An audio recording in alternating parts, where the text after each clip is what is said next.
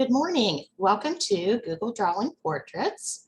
I'm Laurel Marion. I am a technology consultant at the Benton ESC, a Google Educator Level 1 and 2, Google Certified Trainer, and a remote edX technology coach. So today we're going to look at using Google Draw to create portraits. So I want you to think about unleashing your and your students' creativity by using Google Drawing for portraits. You can engage your students in creating self-portraits, historical figures, or novel characters in a fun setting. I have put the link to the slides in the chat. It is on this slide as well. And the link to the slides is also in the chat. So today what you will need, we will be using Google Drawing, and if you want to follow along, you'll need a portrait, and I will put the same portrait that I'm using in the chat so that you can use it as well if you'd like. And today we'll learn tips and tricks to create your own portrait and ideas for using this in your classroom. Leslie Charles is going to be the co-host today, so if you put questions in the chat, she or I will try to answer them, and the session will be recorded, and you will be able to find it in our Google Classroom if you'd like to view it virtually. And I think that is the code to join the classroom is also in the chat. So when you talk about student creativity, there's a lot of things that it promotes: problem-solving skills, critical thinking skills, student expression and voice, digital fluency and literacy skills, and student engagement and advocacy.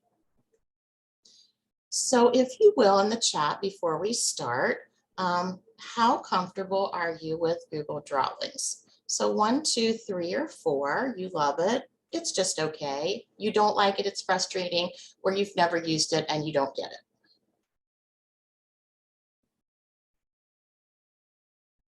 Okay, so we have quite a range there. Good, perfect. All right, so let's look at a gallery of a few Google portraits that I've created. So the first one is a self-portrait. When I learned to do this, the instructor, that's what we had to use, a picture of ourselves. So that's a self-portrait. And then I used George Washington, and I attempted Maribel. I chose a picture of her without glasses, and then we'll go back and I'm going to put some glasses on her. So if you don't have any questions, we can go ahead and get started. You can access Google Drawing through your Google Drive. So I am going to allow you to share what I am doing at the same time. So I have in my Google Drive open, I am a big advocate of folders and organization. So I would want to start this Google Drawing in the folder that I want it to end up in. So I am in my Google Drawing Portraits folder, and I'm going to click the plus new button, and I'm going to go down to more. And a lot of times I tell people the more button means all the fun stuff. So after you get through all these productivity tools, then you have Google Drawings. So you're going to click on Google Drawings.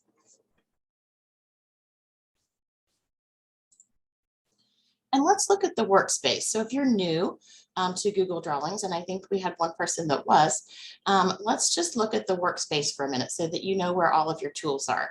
So the workspace itself is the gray and white checkered background. And anytime you see the gray and white checkered background, that means it's transparent. So really like no background. And then the tools at the top, the ones that you're going to use the most: undo and redo. I use those all of the time. You have your zoom button. You'll need that a lot today. Your select button is the arrow, your drawing tools, and possibly your shapes. I try to stick with the drawing tools, but you may need shapes today. Also, I use keyboard shortcuts a lot when I am in Google Drawing. Control Z is my favorite. Control Z is just undo. So I a lot of times have my hands on my right hand on my mouse and my left hand on Control Z because I'm constantly undoing. So it's probably my favorite keyboard shortcut. And then I also use the keyboard shortcut for the zoom tool. So Control plus will zoom your view in, Control minus will zoom your out, and Control 0 kind of snaps you back to that 100% view. So keep those in mind. If you are following along with me, you can go ahead and open up a drawing. Let me go ahead and put in the chat the picture that I'm going to use. I'm going to work with Dorothy from the Wizard of Oz today. And so if you want to use her, you can, or if you want to use your own, that's perfectly okay. If you want to use your self-portrait like I did the first time, you can do that. If you're totally new to this, and if you're thinking about using this with your students, sometimes it's easier to use like a fictional character. So I'm going to use Dorothy, and let me just grab her. She is in my drive. So you can either copy and paste a portrait, or you can use your insert tools, which is what I'm going to use. And I am going to insert the image from my drive. And she should be in my recents because I did just use her. All right, so when I insert Dorothy into my workspace, she's pretty big. She covers about all of my workspace. So some of the things that you might want to think about is you might want to size and you might want to crop. So I don't want kind of all this excess in my drawing. So I'm going to crop her just a little bit. So I'll double click to grab those cropping tools. And then I'm just going to just snip off those sides of her, just to make the picture just a little bit easier to work with. And then I'm also going to, must have done something wrong there. Let me just grab her back. I might have grabbed the wrong thing. There we go. All right, so she's a little bit smaller. So what you want to do with your portrait, first of all, I want you to name her, give it a title. Otherwise, you're going to have all kinds of untitled drawings. So I'm going to go ahead and name her. And then I need to place her on the right side of my workspace. So I want to line her up in that top right corner. And then I also want to make sure that she fills the bottom of my workspace. So I'm going to grab a hold of the corner. I always size from the corner so that it's proportional. And I'm going to fill in and line her up at the top and the bottom of my workspace. Don't worry about the space over here to the left, because we'll take care of that later. So before we start her actual drawing, I want to go through a little practice that shows you what the procedure is and what tools we're going to use. So the tool that we're going to use the most is under our tools menu, and it's called the curve tool. And the curve tool, the beauty of it is that it has to be a closed shape. And the way you use the tool is that you drag, you click and drag, and every time you want to make a bend, you click again. So I'm just going to drag, click, drag, click. Now, I said that it had to be a closed shape. So when you get back to almost back to your starting location, you can kind of see it's almost like a magnet, so that it kind of pulls you to that place where you started. And then you can just click again and it makes your closed shape. So for every closed shape that we make, we're going to follow these steps. We're going to create the shape. We're going to go to our border color and we're going to make that transparent. We don't want any border. We're going to fill all of those. And when you're filling, you have options of the default colors. I am a fan of custom colors, so I will be using that. And I will show you that as we get into that. And then you're going to go back to your select tool to where you can move that if you need to. And if the shape doesn't fit the way you want it to, once you've hit the select tool, then you can double click the shape and you have little purple points that come up. These are called adjustment points. And so then you can adjust that shape. So two things about this. When we're drawing out these shapes, you don't have to worry about being so precise because you can always use these adjustment points to edit. You can always go back and just delete if it's not what you want, you can always just delete that shape. So you would just click on it until it has all of those sizing handles and hit your delete button. So if you are doing this live and you're following along, we can move on. And if you're watching the virtual recording, this would be a good time for you just to pause and practice. And then that's the beauty of recording these. You can pause and rewind when you need to. Hey, Laurel, are you doing the drawing now? I am. You can't see it? No, all we're seeing is your slides. All right, so let's go back through that practice. All right, so when you're practicing, well, that's not even the right person. There we go. All right, so when you're practicing, you saw my final result in there. When you're practicing, you are going to use the curve tool, which is the 5th tool down in your tools. And the curve tool is a click and drag. And every time you click is where you're going to get a bend in your shape. And so when you are drawing that shape out, it has to be a closed shape. So as you're getting back around to that starting location, you're going to see that it almost is like a magnet, that you can see it just kind of pulls that shape so that it closes. And then when I click on it again and let go, I formed a shape. And then we'll follow these steps for every shape that we make. We'll go up to our border color and choose transparent. And then we'll go up to fill color and we'll choose a color. And then you want to hit the arrow. It's called the select key. And that just gets you out of the curve tool. Otherwise, if you click somewhere, it looks like you're trying to make another shape. And so if that happens to you, just click on the arrow, the select tool. At that point, you can size it. You can grab a hold of the sizing handles if it's not the size. But what I like the most about this is you don't have to be so precise about drawing your shapes out, because if you double click on this, you have little purple points that are called adjustment points. And you can drag those, drag them in, drag them out. So you can make adjustments to your shape. And then if you don't like the shape at all, you can always click on it to get those sizing handles and hit your delete key. All right, so then let's take a look at the portrait. So I'm using Dorothy. You may be using Dorothy with me, or you may have something of your own. So always kind of study my image a little bit and decide where I want to start. So basically, I'm going to start tracing parts of this image. And so I generally start with the face.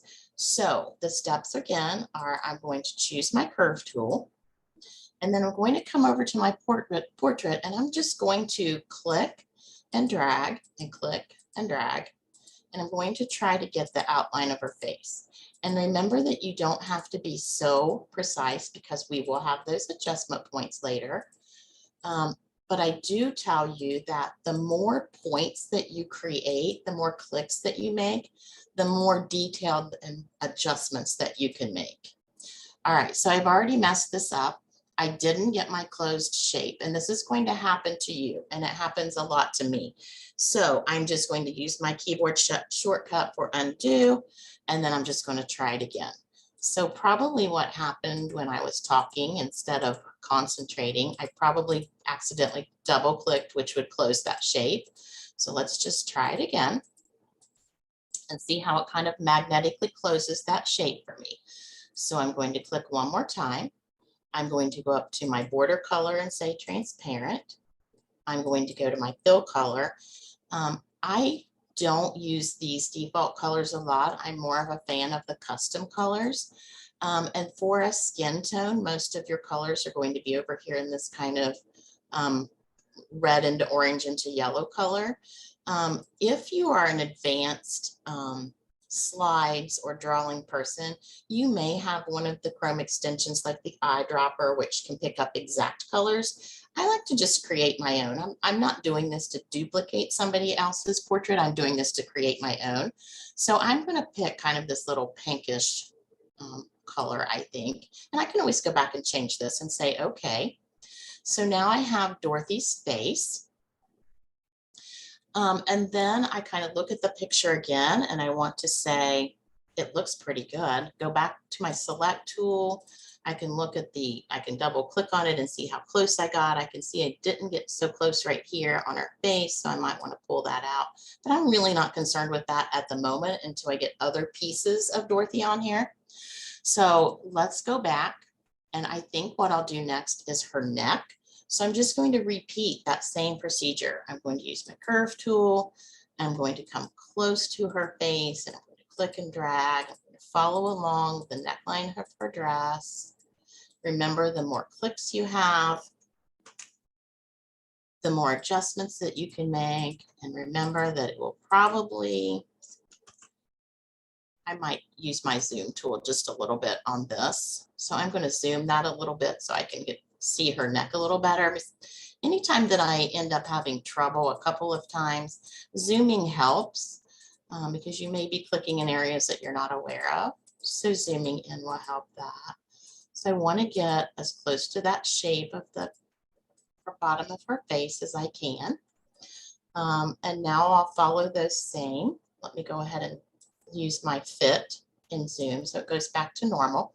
I'm going to go to transparent and my fill color. Let's talk about that for just a minute. Let me show you an example that I have.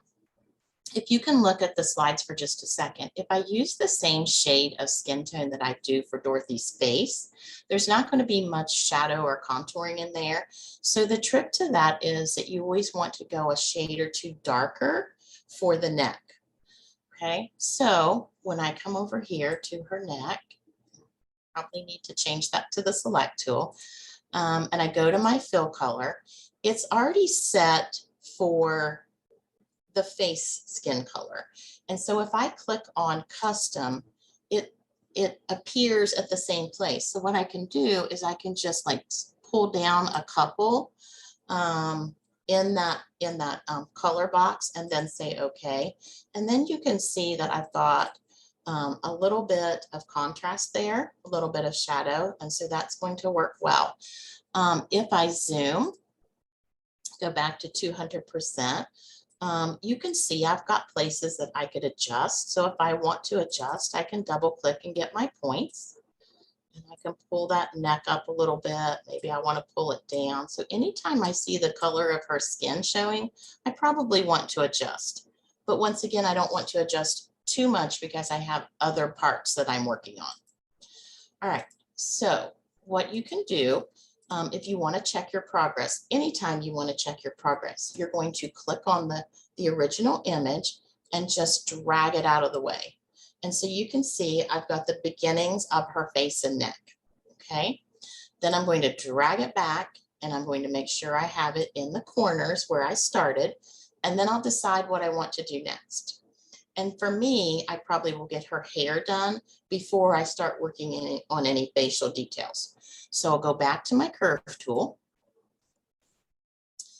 I like to do my hair in parts. So I probably will do like the left side of her hair down to the ribbon, then the right side, then I'll do each pigtail. So I'm going to start up here at the part in her hair, click and drag, and I'm going to try to get trace out. All you're really doing is just tracing. And I think I just changed my mind. I think I'm going to do the hair above her ear. So you can see that I needed to start that over. It's really never frustrated me that I've had to start over. I don't mind that, I want it to look good. So if I mess up, I just hit Control Z and move on. Hey, All right, Laura, so I have a question. Yeah. So when you're doing the curved portion, there's been a couple of times I was following along with you, and I've had this issue in the past. When I'm using it, like it will click and stop the curved section. So like when I'm going and clicking and putting my points in, there's sometimes that it stops that. Is there a way that you can reconnect to that, end of where it dropped off, or do you just have to start over? You have to start over. Okay. Okay. All right. So I've got the top part of Dorothy's hair, transparent line. I'm going to use custom color again, and she's got a really dark hair. So I think I'll scoot right in here to the oranges and pick a dark brown down in here. And go to my select tool and double click, and I can see that I probably could have done a better job right here. And maybe make that a little rounded, but I'm not going to, again, I'm not going to worry about those until I get more pieces in. So let's go back to our curve tool, and I'm going to work on the right side of her hair. And I do think on this side, because it's so narrow right there, I'm just going to go ahead and go down to the ribbon. Scoot around her ear a little bit.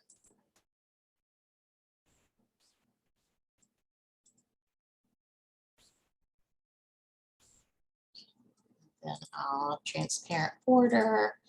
And because I was on that brown already, it's filled it with the brown. So now I've got some hair. You go ahead and do this portion right here, and then we'll do a little check and see how we're doing. So we'll do this one.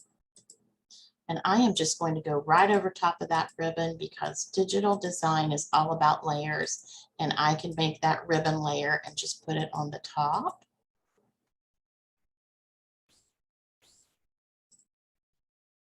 And the good thing about using the custom colors is once you use a custom color, all of those will be up here in this area for custom colors. And so you can just go right back to that brown.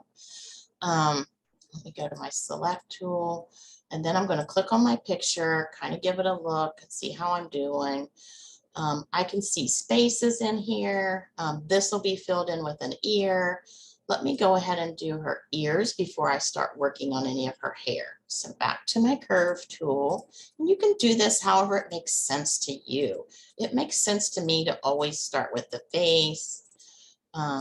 On her ear, I think that I'm going to give her that same color shade as the neck because it is a little different color. So once again, in my custom colors, it does show me that darker shade. And then I'm going to go ahead and put in that little tiny part of the ear over here. And then I may work on adjusting some of that. And remember, if you need to zoom to make it easier for you, then feel free to do that. All right, so let's look at where we're at now. All right, so I know that I've got a lot of work to do in there, so I probably want to zoom. You can either do the work with the picture on top, or you can do the work just in the drawing. So I probably, I want to get rid of this white in here. So if I double click, I get those little adjustment spaces. So I can go ahead and fix that. I can fix right here to get rid of some of that white. I can also help this with her ear. I might come over here and move this piece closer to her ear. On the ear itself, it really didn't connect to the face. So basically all I'm doing is taking those adjustment points and covering up some of that white.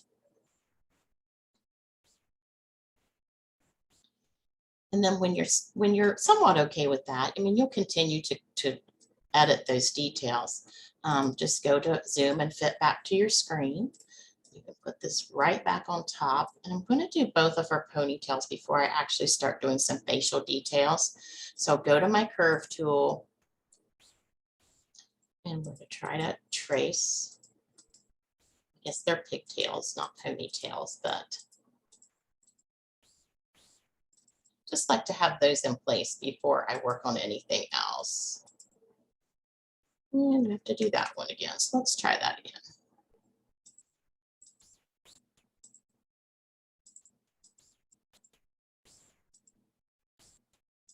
I hope that if you are creating something along with me, that you are enjoying this. I like being creative, and sometimes I'm just goofy enough that at night I just sit down and I see a photograph that I think would work well, and I just start creating just so I can have some more examples. But I've also tried this with a 7th grade class that I'm a part of, and they love it. Okay, so I've got that pigtail. I'm going to make it a transparent border and color it the brown. And then I'm going to work on this side.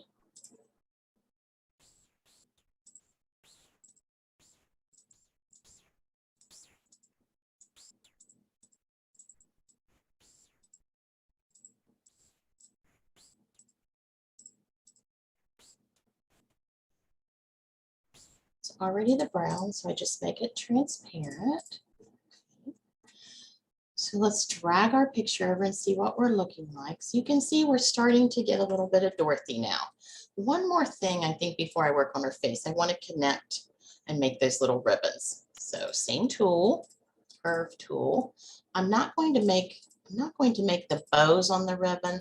I'm just going to make the little band for now, and then I can add the bows when I add details. But I think this will make it look a little bit more put together. And then for this one, I think I'll just use a default color. If you're using a default color, it won't show up in your custom list, and you kind of have to remember which color you used. So I'm going to use the 1, 2, 3, 4, the 5th one down for the color of that. And then let me just quickly make the other side.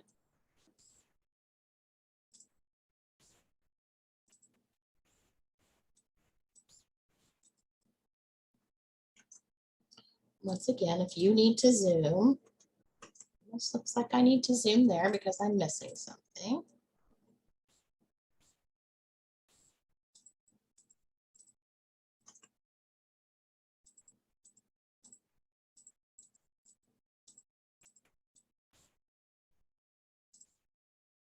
It was the 5th color down. Oops, I didn't want to do that. That was transparent, but it was the 5th color down. All right, I'm going to fit back to my screen. Let's grab a hold of Dorothy's picture.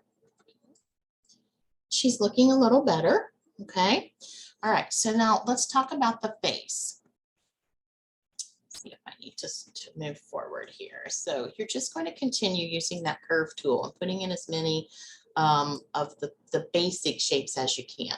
So when we talk about her face, we need her face to be able to trace the parts of her face, the features of her face. So that's where your layering and your ordering comes into play.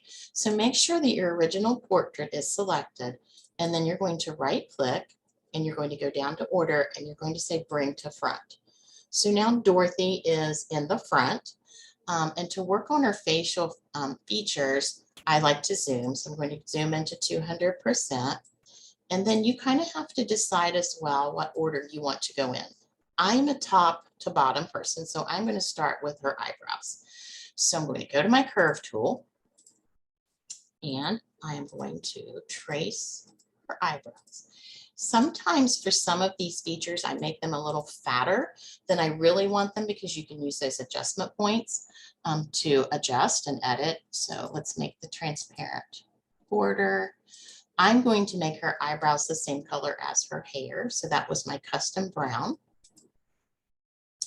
And before we check, I'm going to go ahead and do the other eyebrow. Looks like I need to fix.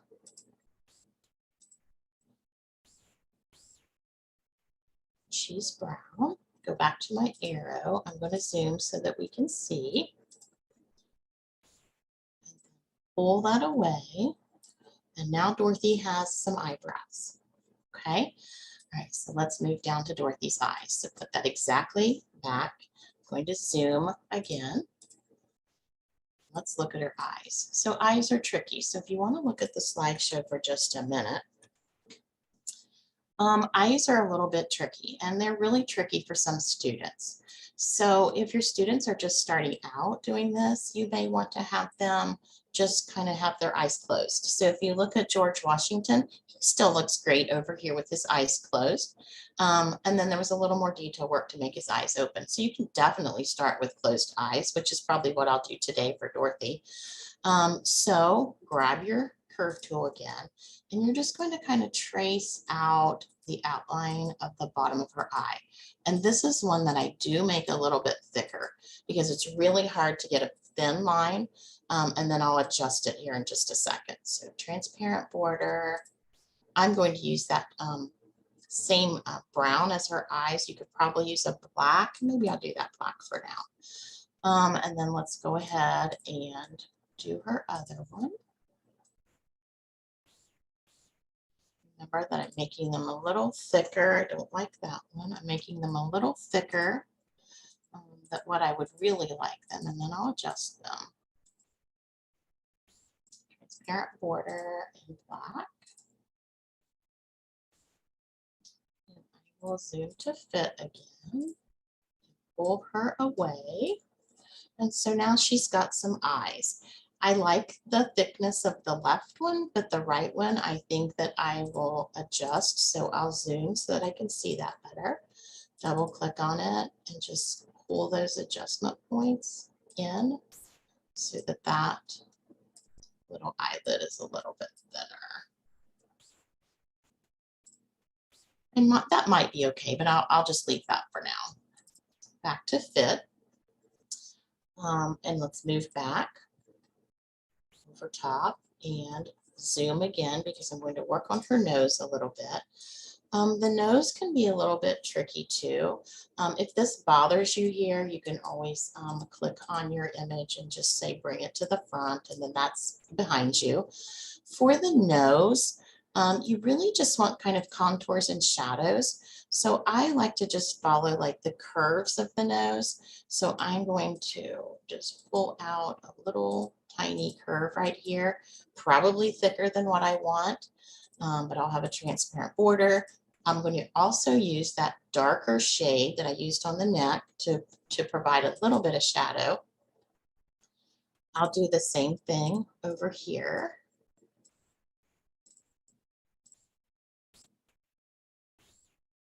You could go around the nostrils as well if you wanted. It's basically, I just kind of trial and error. And then if it's something that I just don't like, you can delete it and try it again. Make that darker shade. Fit back on my screen. Click on Dorothy. Pull that away again. So now she has just a little bit of a contouring of her nose. Right. And we'll go ahead and work a little bit on her mouth. I'm going to bring her back to the front. I'm going to zoom again. And we'll work on her mouth. So curve tool. Trace the outline of her lips.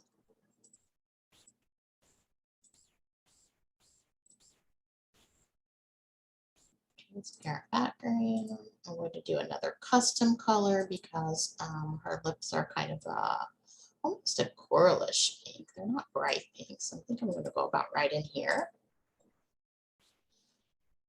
And then let's look at what we did. So we'll fit. Away. So now she's got a mouth. And I'm going to go ahead and put her teeth in, and then we'll work on some of these other details. So I'm going to bring Dorothy and order her back to the front. I will zoom again, 200%. And then I'm going to take the curve tool again. Just going to outline the kind of the bottom of her lip.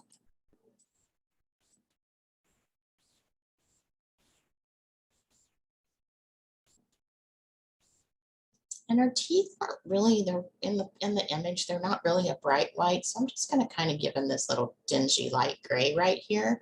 We'll see what it looks like. So grab a hold of Dorothy. Anytime you see that line, it just means that you need to hit your select tool. Grab a hold of Dorothy and move her out of the way. So now she's got a little bit of teeth. At this point, if I were doing this and had more time, I would probably then start drawing in her dress and putting in the sleeves of her dress. But I do want to show you then, and I have some cleanup here to do, and I realize that, but I do want to show you how to add a little bit more details. And then some of the things that we can do with these portraits. So Dorothy's hair has got highlights in it. So you'll want to use some shadows to make her hair like pop out a little bit. So you're still going to use your curve tool. And I'm just going to come over here in the actual drawing, and I'm just going to make some really narrow highlights. And I'll follow that same steps, transparent border, and the fill color. I'm going to say brown, just so that when I go back to custom, it shows me that brown, and then I can just move that up a little bit, maybe even into the orangish color, and give her a little bit of highlighting in her hair. I can do that all the way through her hair, and I have one it's more finished that I will share with you. But even parts of her ear, so you can see right here this part of her ear that's a little bit darker. I would want to go in and make that curve in her ear and transparent. Now for this one, in my custom colors, I have those two skin tones. If I click on the darker one, that's actually the same color as her ear. So I'm going to go back to custom, and I'm going to make that just a little bit darker so that there's another tone in her ear. So now you've got that little bit of shadow in her ear. So those are all details that you can go put in. So you look at your image and like, what do you want to highlight? I would definitely put more highlights, trying to make the curls in her ponytail with that curve tool. I would do the dress, and then I would use the curve tool like I did highlighting her hair to highlight the wrinkles in Dorothy. So let's then look at the one that I have done more work to. And so here she is with a little bit more work. I'm pretty particular, so I probably would even work on her some more. You can see that I made little darker shadows in her dress to try to get those wrinkles in her dress. I made the bows bigger. Still got a little bit of a part in her hair, but otherwise I think she's pretty good.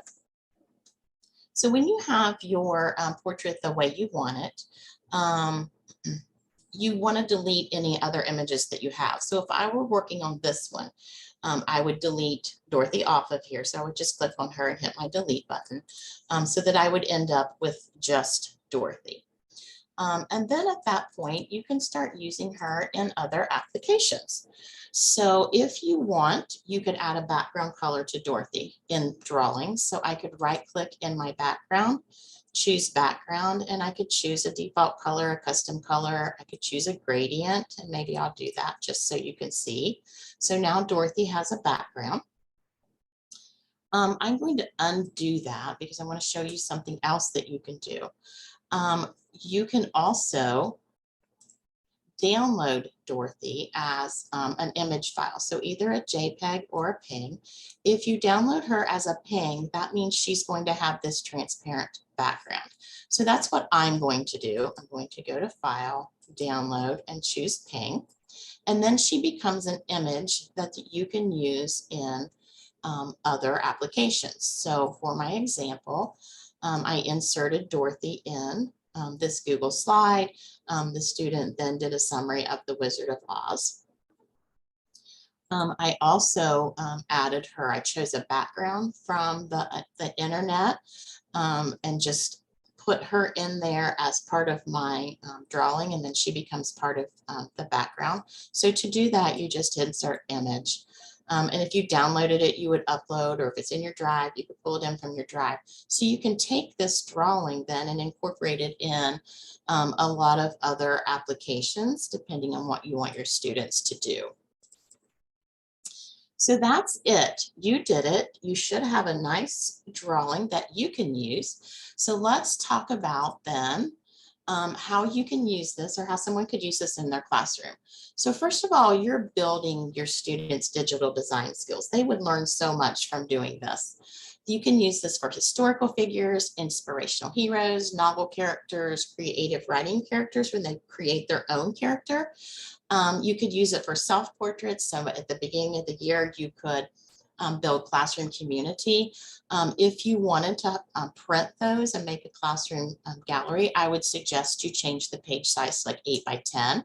And to do that, you would do File, Page Setup, click the down arrow and choose Custom, and just make this 8 by 10 so it would print nicely for your students. You can also use this for scene depictions from a novel or a story. I generally use this curve tool for everything. The Polyline tool is also a tool that you can use, and I think it would lend itself to more of the scene depictions because it's more of a straighter lines, geometric shapes. So you could use that tool as well. And if you have anything that you could add to this list, you can either speak now or you can add it to the chat. These are all ideas I had.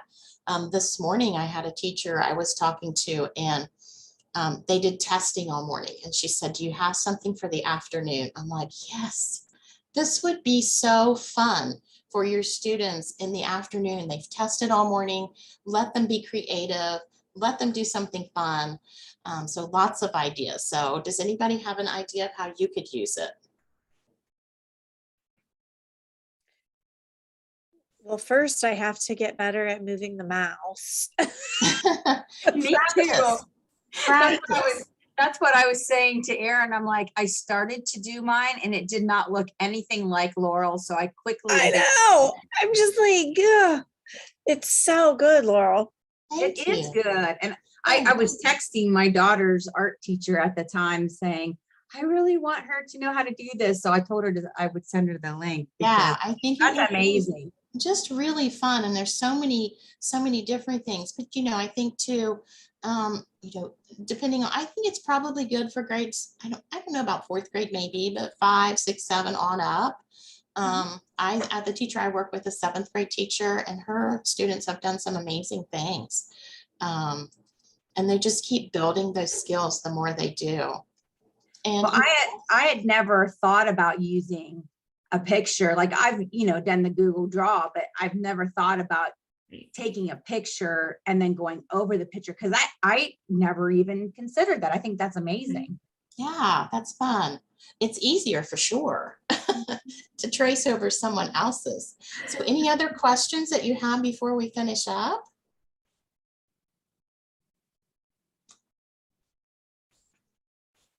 All right, so my ESC is big on their exit survey. So if I put this in the chat, I would appreciate, I've lost my chat.